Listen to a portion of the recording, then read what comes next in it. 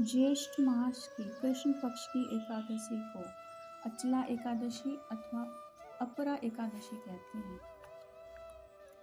इस व्रत के करने से ब्रह्म हत्या, परनिंदा, भूत योनि जैसे निकृष्ट कर्मों से छुटकारा मिल जाता है। इसके करने से कीर्ति, पुण्य तथा धन में अभिवृद्धि होती है। इसकी कथा कुछ इस प्रकार है। महिध्वज नामक एक धर्मात्मा राजा था, जिसका छोटा भाई वज्रध्वज बड़ा ही क्रूर, अधर्मी तथा अन्यायी था। वह अपने बड़े भाई से बड़ा द्वेष रखता था। उस अवसरवादी पापिष्ट ने एक दिन रात्रि में बड़े भाई की हत्या करके उसकी देह को जंगली पीपल के वृक्ष के नीचे गाड़ दिया। मृत्यु के उपरांत वह राजा प्रेतात्मा रूप में पीपल वृक्ष से अनेक उत्पात करने लगा। अकस्मात एक दिन धौम्य नामक ऋषि उधर से गुजरे। उन्होंने तपोबल से प्रेत का उत्पात कारण तथा जीवन वृतांत समझा। ऋषि ने प्रसन्न होकर उस प्रेत को पीपल वृक्ष से उतारा तथा परलोक विद्या का उपदेश दिया। अंत में इस प्रेतात्मा से मुक्त होने के लिए उसने अचला एकादशी व्रत करने को कहा, जिससे वह राजा दिव्य शरीर वाला होकर स्वर्ग को गया। अपरा एकादशी का महात्म्य।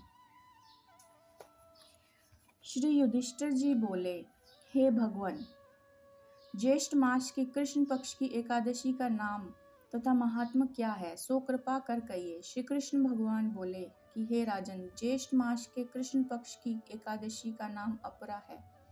यह पुण्य देने वाली है।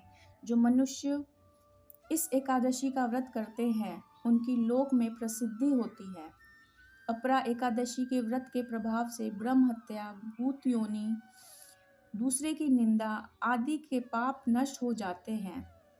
इसके व्रत से पर स्त्री के साथ भोग करने वालों की झूठी गवाही, असत्य भाषण, झूठा वेद पढ़ना, झूठा शास्त्र बनाना, झूठा ज्योतिषी, झूठा वैद्य आदि सबके पाप नष्ट हो जाते हैं।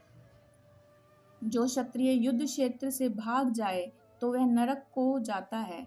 जो शिष्य गुरु से विद्या ग्रहण करते हैं परंतु बाद में उनकी निंदा करते हैं तो वह अवश्य ही नरक को जाते हैं। वह भी अपरा का व्रत करने से स्वर्ग को चले जाते हैं।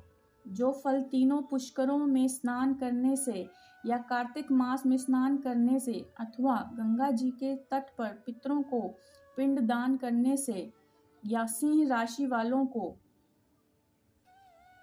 बृहस्पति के दिन गोमती में स्नान करने से, कुंभ में श्री केदारनाथ जी के दर्शन करने से तथा बद्री आश्रम में रहने से अर्थात बद्रीनाथ धाम में रहने से तथा सूर्य चंद्र ग्रहण में कुरुक्षेत्र में स्नान करने से मिलता है, वह फल अपरा एकादशी के व्रत के बराबर है। हाथी घोड़े के दान से तथा यज्ञ में स्वर्ण दान से जो फल मिलता है, हाल में ब्याही हुई गाय या स्वर्ण के दान से जो फल मिलता है, वह फल इसके फल के बराबर होता है।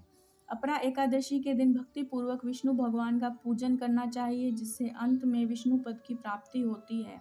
हे राजन, मैंने यह अपरा एकादशी की कथा लोकहित के लिए कही है। उसके पढ़ने व सुनने से समस्त पाप नष्ट हो जाते हैं। तो ये कथा जो है, ये भगवान श्री कृष्ण ने स्वयं युधिष्ठिर जी को कही थी।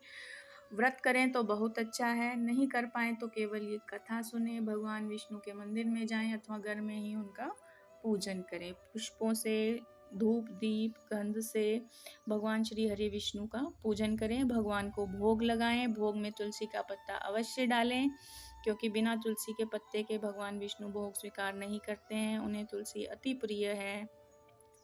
मन ही मन भगवान श्री हरि विष्णु का स्मरण करते रहें। हरे कृष्ण कृष्ण कृष्ण हरे हरे, हरे राम राम राम हरे हरे।